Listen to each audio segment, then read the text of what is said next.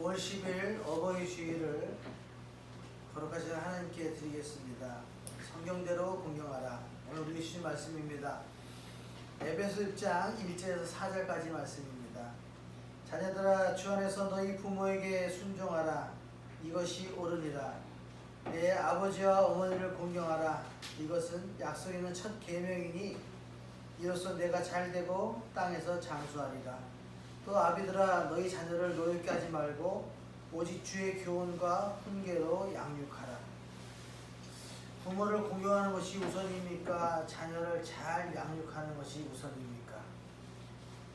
부모님이 먼저입니다 라고 하는 분들은 왜 그렇습니까? 라고 얘기하면 부모가 있어야 자녀를 낳기 때문입니다. 아닙니다. 어린 자녀들이 먼저입니다. 어린 자녀들이 자라 아버지와 어머니가 되는 것입니다 라고 이렇게 서로 얘기하는데 끝이 나지 않는 질문입니다. 마치 닭이 먼저냐 알이 먼저냐 하는 질문과 같습니다. 근데 성경은 이렇게 말하고 있습니다. 창세기 2장 8절에 여호와 하나님이 동방의 에덴의 동산을 창설하시고 그 지으신 사람을 거기 두시니라. 하나님께서는 흙으로 사람을 창조하시고 나서 그 코에 생기를 불어넣고 생명이 되었습니다. 그래서 아담을 만드시고 아담이 잘 때 아담에게 의해서 갈빗대를 취해서 여자를 만들었습니다. 아담과 하와를 만드시고 에덴 동산에 두셨습니다. 그러니까 하나님께서 말씀하신 말씀은 아담과 하와 두 부부를 만드시고 그래서 그 두 부부가 결혼해서 가인과 아벨을 낳았기 때문에 부모가 먼저다라고 말씀하시는 겁니다. 자녀가 먼저냐 부모가 먼저냐 했을 때 성경은 부모가 먼저라고 말씀하십니다. 그러면 이 가정에게 부모와 자녀에게 하나님께서 주신 법이 있습니다. 출애굽기 20장 12절에 내 부모를 공경하라. 그러면 하나님 여호와가 내게 준 땅에서 내 생명이 길리다 라고 말씀하십니다. 내 부모를 공경하면 하나님께서 땅도 주시고 내 생명을 연장시켜 주신다 라고 말씀하십니다. 이 모세에게 준 율법을 마가복음 7장 10절에 예수님께서 인용하십니다. 모세는 내 부모를 공경하라 하고 또 아버지와 어머니를 모욕하는 자는 죽임을 당하리라 하였거늘 이라고 말씀하시면서 예수님께서 이 말씀을 인용하십니다. 이렇게 구약이나 신약이나 성경에서는 부모 공경에 대한 법을 분명히 말씀하시면서 레위기 20장 7절에 너희는 스스로 깨끗하여 거룩하면서 나 하나님 여호와께서 너에게 주신 이 법을 잘 지켜야 된다라고 말씀하십니다. 자녀들아, 주 안에서 너희 부모에게 순종하라. 또 아비들아, 너희 자녀를 노엽게 하지 말고 오직 주의 교훈과 훈계로 양육하라 하는 이 말씀을 우리가 받아서 지켜야 됩니다. 그러면 이 부모의 시작이 뭐냐라고 성경은 결혼이라고 말씀하십니다. 창세기 2장 24절에 이러므로 남자가 부모를 떠나 그의 아내와 합하여 둘이 한 몸을 이룰지로다 라고 말씀하십니다. 남자가 부모를 떠나 그 아내와 합하여 한 몸을 이룹니다. 마태복음 19장 6절에 그런즉 이제 둘이 아니요 한 몸이니 그러므로 하나님께서 짝지어 주신 것을 사람이 나누지 못한다라고 분명히 말씀하고 계십니다. 이 부모는요 하나님의 뜻에 의해서 이루어지기 때문에 내가 사랑이 식었다라고 이제 헤어지다라고 헤어지는 것이 아니라는 겁니다. 사람은 나눌 수 없습니다. 하나님만이 죽음만이 나눌 수 있습니다. 이런 결혼 제도를 통해서 가정이 이루어지고 가정을 통해서 자녀들이 이루어지는 겁니다. 그러면 성경에서 자녀는 어떻게 볼 것이냐? 창세기 4장 1절에 아담이 그의 아내 하와와 동침하며 하와가 임신하여 가인을 낳고 이르되 내가 여호와로 말미암아 득남하였다라고 고백합니다.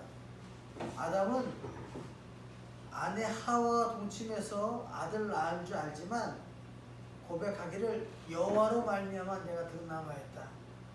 우리의 자녀들은 다 하나님께서 주신 선물이라는 사실을 알고 그렇게 고백하며 받았습니다.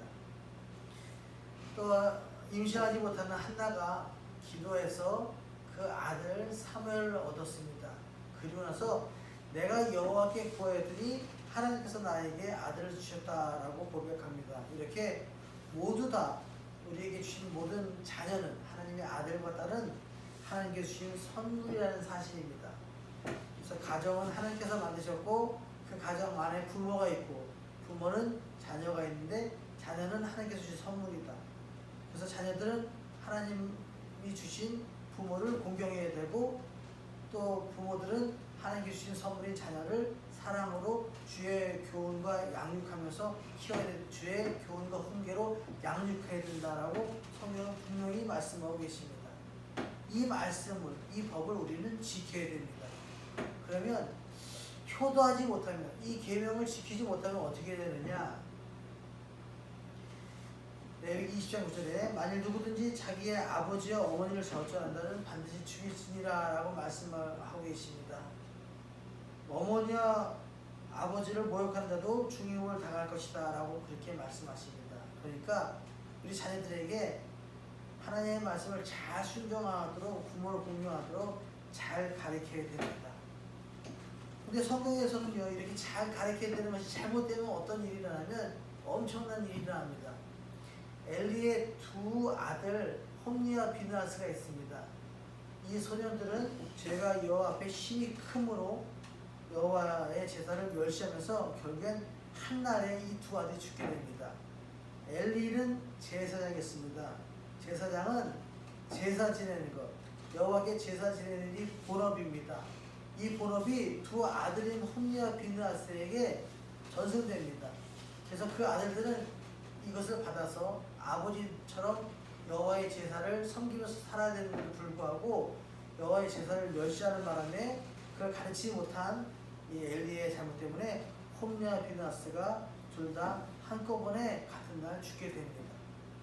이렇듯 내 아버지와 어머니를 공경하라 라는 것을 가르쳐야 됩니다. 또 레위기 19장 3절에 너희 각 사람은 부모를 경외하고 나의 안식을 지키라, 이렇게 부모를 공경하고 하나님의 안식을 거룩하게 지키는 것을 가르치라고 말씀하고 계십니다. 이 가르치는 것이 부모의 책임입니다. 이렇게 하나님의 말씀을 잘 가르치면 자녀들이 부모를 공경하며 살아갑니다. 당대의 의인이라고 얘기하는 노아가 포도주를 마시고 취하여 그 장막에서 벌거벗은 모습으로 있게 됩니다. 이 모습을 본 세 아들들의 모습이 틀렸습니다.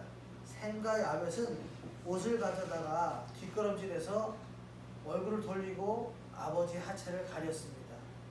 이 모습을 보고 가나안은 웃었습니다. 아버지의 실수하는 모습을 보고 나서 두 아들은 그 허물을 덮어드리려고 애를 썼고 또 하나 아들은 비웃었습니다. 이랬을 때 하나님께서 창세기 9장 27절에 분명히 말씀하고 계십니다. 하나님이 야벳을 창대하게 하사 셈의 장막에 거하게 하시고 가나안은 그의 종이 되게 하시기를 원하노라 라고 말씀하시면서 이 말씀대로 되는 이루어지는 모습을 보게 됩니다. 이렇듯이 하나님의 말씀에 순종하며 아버지를 공경하는 사람은 복의 복 받고 하나님의 말씀에 순종하지 않고 부모님의 모습을 보면서 비웃는 사람들은 벌을 받게 될 것이다 라고 성경은 분명히 우리에게 가르쳐주고 있습니다. 이렇게 아버지를 섬기는 모습으로 살아가고 또 부모들은 아들에 대해서 늘 기도하면서 가르쳐야 될 의무가 있습니다. 창세기 37장에 보면 3절에 요셉은 노년에 얻은 아들이므로 이스라엘의 여러 아들들보다 그를 더 사랑하였다라고 기록하고 있습니다. 요셉을 사랑한 아버지 야곱의 모습을 보게 됩니다. 요셉은 꿈쟁이였습니다. 늘 꿈을 꾸는 것을 얘기했습니다. 두 가지 꿈을 얘기했는데 자기가 거둬들인 곡식단과 형들이 거둬들인 곡식단도 있는데 형들이 거둬들인 곡식단이 자기가 거둬들인 곡식단에 절하는 모습을 이야기했습니다. 또 하나는 해와 달이 있고 많은 별들이 있는데 자기 별에게 모든 해와 별과 달이 절하는 모습을 얘기했습니다. 이 꿈을 듣고 나서 야곱이 요셉을 꾸짖으며 이렇게 얘기합니다. 10절에 그가 그의 꿈을 아버지와 형들에게 말하매 아버지가 그를 꾸짖고 그에게 이르되 내가 꾼 꿈이 무엇이냐?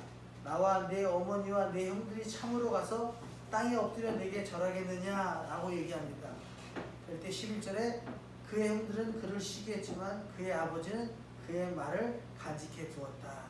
마음에 간직해 두면서 그렇게 되기를 아들을 위해서 늘 기도했다는 겁니다. 창세기 41장 41절에 바로가 또 요셉에게 이르되 내가 너를 애굽 온 땅의 총리가 되게 하리라 라고 얘기하시면서 애굽의 총리로 세우게 됩니다. 아버지의 사랑과 기도가 이 자녀를 승리하게 만듭니다. 또 이렇게 늘 사랑으로 가르쳐주는 어머니의 모습도 있습니다. 예수님께서 어린 시절 당시에 이스라엘 백성들은 모두 다 명절이 되면 예루살렘에 올라가서 해야 될 일인데 그 일을 하고 마치고 돌아오는 길에 한참 돌아다 보니까 어린 예수님이 안 계신 것을, 무리 중에 없는 것을 발견하게 됩니다. 다시 예루살렘 성전에 올라가서 내가 너를 얼마나 찾았는지 아느냐라고 얘기했을 때 예수님께 대답한 말씀이 누가복음 2장 49절의 말씀입니다. 예수께서 이르시되 어찌하여 나를 찾으셨나이까? 내가 내 아버지 집에 있어야 될 줄을 알지 못하셨나이까? 라고 대답합니다. 이렇게 대답하는 예수의 모습을 보고 누가복음 2장 51절에 그의 어머니는 그 모든 말을 마음에 두니라 라고 기록하고 있습니다. 이 마음에 둔다는 원문은 쉰발로라는 말인데 심사숙고하다 여러 조각을 합친다는 의미를 가지고 있습니다. 이때서부터 마리아는 아들 예수님이 정말로 예수 그리스도의 삶을 살아가는 날을 모두 다 이렇게 합쳐서 보게 되었다고 얘기합니다. 부분적으로 받아들이는 것이 아니라 전체적으로 파악하려고 애쓰는 모습으로 예수님을 바라보면서 기도하면서 지켜보았다. 그래서 결국엔 예수님께서 그리스도의 사명을 감당하게 되었다는 겁니다. 하나님께서 만들어주신 그 가정 안에 자녀와 또 아버지 어머님이 해야 될 일이 있습니다. 아버지 어머니는 자녀를 위해서 기도해주고 끝까지 이렇게 마음에 들면서 지켜보고 또 자녀들은 부모를 공경하면서 살아가는 모습이 하나님께서 우리에게 주신 부모에 대한, 가정에 대한 법입니다. 이 모든 것을 지켜야 됩니다. 그런데 지키지 않으면 어떻게 되냐 하는 겁니다. 부모를 공경하지 않는다는 것은 나 자신의 마음이 파괴되었다는 의미와 같습니다. 내 마음에 두었던 그 근본의 자리를 부정하고 소홀히 여긴다면 그 결과가 어떻게 될까요? 세상이 정상적으로 유지되지 않을 것입니다. 하나님의 질서와 법이 무너지면 결국엔 말세가 오고 맙니다. 말세 때가 오면 디모데후서 3장 1절 2절에 이렇게 말씀하고 있습니다. 너는 이것을 알라. 말세에 고통하는 때가 이르러 사람들이 자기를 사랑하며 도를 사랑하며 자랑하며 교만하며 비방하며 부모를 거역하며 감사하지 아니하며 거룩하지 아니하며 라고 기록합니다. 말세 때가 되면 자기밖에 모르고 돈만 알고 부모를 거역하고 감사를 잃어버리고 거룩하지 않은 삶을 살아간다는 겁니다. 이런 세상이 지금 시대와 비슷합니다. 남을 생각하지 않습니다. 자기밖에 모릅니다. 남이야 어떻게 되든 나만 안전하고 나만 잘 먹고 잘 살면 됩니다. 돈만 합니다. 도덕과 윤리는 없습니다. 부모를 공경하지 않고 거역하고 부모를 조롱하고 멸시하고 부모를 때리고 부모를 죽입니다. 감사를 잃어버렸습니다. 거룩하지 않고 구별되지 않고 그렇게 살아가는 말세의 모습으로 살게 된다라고 분명히 말씀하고 계십니다. 부모님을 공경하지 않고 하나님의 법으로 살지 않으면 우리가 사는 세상은 말세처럼 되고 말 것입니다. 성경은 우리에게 분명히 말씀하고 계십니다. 내 아들아 너는 듣고 지혜를 얻어 내 마음을 바른 길로 인도할지니라. 22절에 너를 낳은 아비에게 청종하고 내 늙은 어미를 경히 여기지 말라.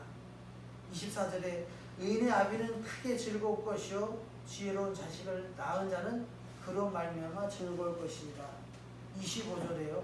내 부모를 즐겁게 하며 너를 낳은 어미를 기쁘게 하라. 내 아들아 내 마음을 내게 주며 내 눈으로 내 길을 즐거워할지어다 라고 기록하고 있습니다. 이 잠언은 솔로몬 시대의 지혜의 보고라고 얘기할 수 있는 잠언입니다. 이 잠언을 통해서 경건한 생활을 위한 지침으로 부모를 공경하라고 분명히 말씀하고 계십니다. 참으로 아름다운 교훈입니다. 이 앞뒤에 내 마음이라는 얘기가 많이 나옵니다. 마음이 즐겁겠고 마음을 바른 길로 하고 내 마음을 주며라고 얘기합니다. 이렇게 마음의 근원인 아버지와 어머니를 공경하는 마음이 조화를 이룬 아름다운 구절입니다. 신약에서는 또 뭐라고 말씀하시냐면 오늘 본문 말씀처럼 자녀들아 주 안에서 너희 부모에게 순종하라 이것이 옳으니라. 내 아버지와 어머니를 공경하라 이것은 약속 있는 첫 계명이니 이로써 내가 잘되고 땅에서 장수하리라고 분명히 말씀하고 계십니다. 그리고 또 디모데서 5장 4절에 이렇게 말씀하십니다. 만일 어떤 과부에게 자녀와 손자들이 있거든 그들로 먼저 자기 집에서 효를 행하여 부모에게 답하기를 배우게 하라. 이것이 하나님 앞에서 받을 만한 것이니라 라고 분명히 말씀하고 계십니다. 이 모든 말씀과 교훈들은 우리 주님 예수 그리스도의 가르침의 중심입니다. 예수님께서 그렇게 말씀하셨고 우리 가정에 주신 하나님의 법입니다. 하나님께서 우리에게 부모님을 주셨습니다. 우리의 믿음과 삶의 자리도 역시 부모님의 마음입니다. 어머니와 아버지를 공경하지 않는 것은 그 마음을 주신 하나님을 거역하는 일입니다. 은혜 보이지 않는 하나님을 가장 사랑하는 확실한 방법은 눈에 보이는 부모님을 공경하고 부모님께 우리의 마음을 드리는 것입니다. 부모님의 마음과 나의 마음이 만나는 순간 하나님께 영광을 돌릴 수 있는 삶이 됩니다. 말씀 안에서 효를 다해 복에 못 받는 자녀들이 모두 되시기를 소망합니다. 기도하겠습니다. 사랑과 은혜의 하나님 감사합니다. 저희들에게 부모님을 주셨습니다. 성경은 분명히 내 부모를 공경하라라고 말씀하십니다. 이 말씀에 순종하게 하옵소서. 부모님 마음을 즐겁게 하는 우리 모두가 되게 해 주옵소서. 이것이 성경이 가르쳐주신 효에 관한 법입니다.